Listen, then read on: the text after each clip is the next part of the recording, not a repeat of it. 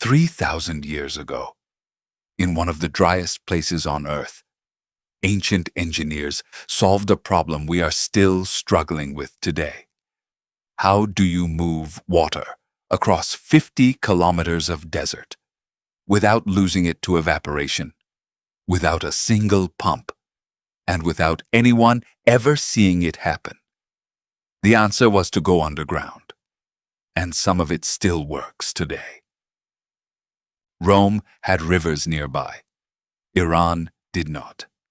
The Iranian plateau is one of the driest inhabited regions on the planet. Barely any surface rivers, scorching summers, and rainfall that can vanish for months at a time. But there was water. It just wasn't where you could see it. High in the mountains, snowmelt soaked into alluvial fans, porous gravel slopes at the base of the peaks, and disappeared underground. Somewhere down there was an entire hidden river. So here's the idea that changed everything. Instead of carrying water across the desert in open channels, where it would evaporate under the brutal sun, dig down to that hidden water table. Find it at the base of the mountains.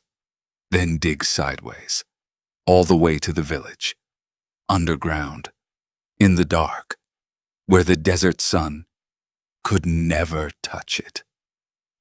This required the exact same gravity trick the Romans used for their aqueducts. A precise, constant downhill slope. But underground, the margin for error was even smaller. Too steep, and the tunnel erodes and collapses. Too shallow, and the water simply stops moving and sits there, stagnant, useless. Persian engineers had to get this right, over distances of up to 70 kilometers, without GPS, without lasers, without ever seeing the full tunnel at once. The surveying tools were almost embarrassingly simple. A wooden frame, a hanging weight, a sighting pole. And yet they achieved gradients accurate to fractions of a degree, over tens of kilometers. Vertical shafts were sunk along the route at regular intervals, shaft after shaft, perfectly aligned, perfectly spaced, giving diggers fresh air, a way to remove excavated soil, and a way to check they were still on course. Workers far underground communicated with the surface through rope signals. One tug, two tugs, a whole language tapped through a rope in total darkness. This was, by a wide margin, one of the deadliest jobs in the ancient world. Tunnel collapse, asphyxiation in poorly ventilated sections, drowning if a digger broke through into the water table unexpectedly and the tunnel flooded faster than he could climb out. The people who did this work were called muqannis, specialists, a job passed down through families for generations, fathers training sons in techniques refined over centuries. Some muqanni families can trace their trade back hundreds of years. The Qanat of Qanat is one of the oldest and largest ever built, estimated at around 2,700 years old, over 70 kilometers long, with its mother well, the deepest shaft, sunk at the water source, over 300 meters down. That is deeper than the Eiffel Tower is tall, dug by hand, with no machinery, almost 3,000 years ago. Here's what makes qanats genuinely remarkable compared to almost any other ancient water system. No pumps to break, no pipes to corrode, no moving parts at all. Just gravity, doing the same job century after century. As long as the water table holds, the qanat keeps flowing. No maintenance crew required, no empire required to keep it running.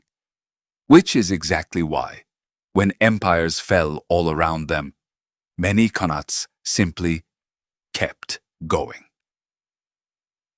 This technology didn't stay in Iran. It spread along trade routes, through conquest, carried by engineers who knew a good idea when they saw one. Qanats, or systems just like them, show up as far as Egypt, Central Asia, and eventually Spain. The Spanish later called them galerías. Same fundamental idea. Different name, different desert, thousands of kilometers away. One Persian engineering solution, quietly reshaping how arid civilizations survived across 3 continents. Entire cities grew up around these systems. Yazd, in central Iran, exists almost entirely because of its Qanat network. And Persian engineers didn't stop at drinking water. They built badgirs, wind towers, that pulled air down into underground Qanat channels to cool entire buildings. Passive air conditioning. No electricity. 2,000 years before electricity existed. And in some cities, they built underground ice houses, domed structures called yakhchals, kept frozen through Persian summers by water and wind alone. They were making ice in the desert, without refrigeration. If you watched our last episode, this should feel familiar, and also completely different. Rome built monuments, soaring arches you could see from kilometers away. Iran built secrets, a network you'd walk straight over without ever knowing it was there. Same problem, same gravity-powered solution, completely opposite philosophy. And here's a bonus. No lead pipes here. Stone-lined channels carrying water exactly as nature intended it. No slow poisoning hiding inside this engineering triumph. Okay, we know how qanats work. We know how vast they got. But this system still has a few questions nobody has fully answered. Mystery 1. With only an A-frame level and a plumb line, ancient surveyors achieved gradient accuracy over tens of kilometers. That modern surveyors still find hard to believe. No instruments, no advanced mathematics that we know of being formally applied, no way to see the full route at once. And yet, the tunnels meet their targets, kilometers away, within a remarkably tight gradient. How exactly they refined this technique to such precision, there is no definitive answer. Mystery 2. Nobody knows exactly how many qanats once existed. Estimates suggest tens of thousands across Iran at the system's peak.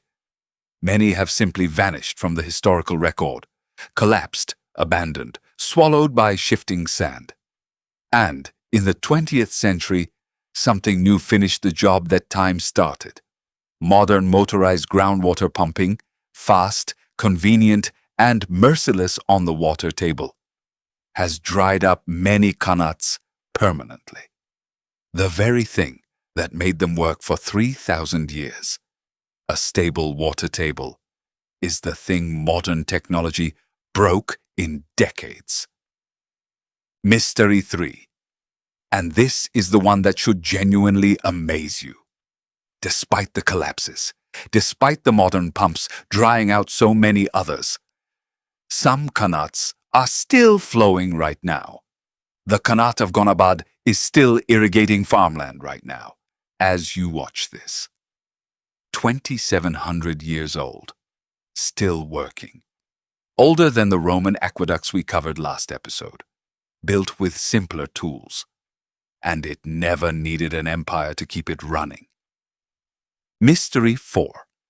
In 2016, UNESCO formally recognized this technology. 11 Qanat systems were inscribed together as a single World Heritage listing. The Persian Qanat, not as ruins, as living infrastructure.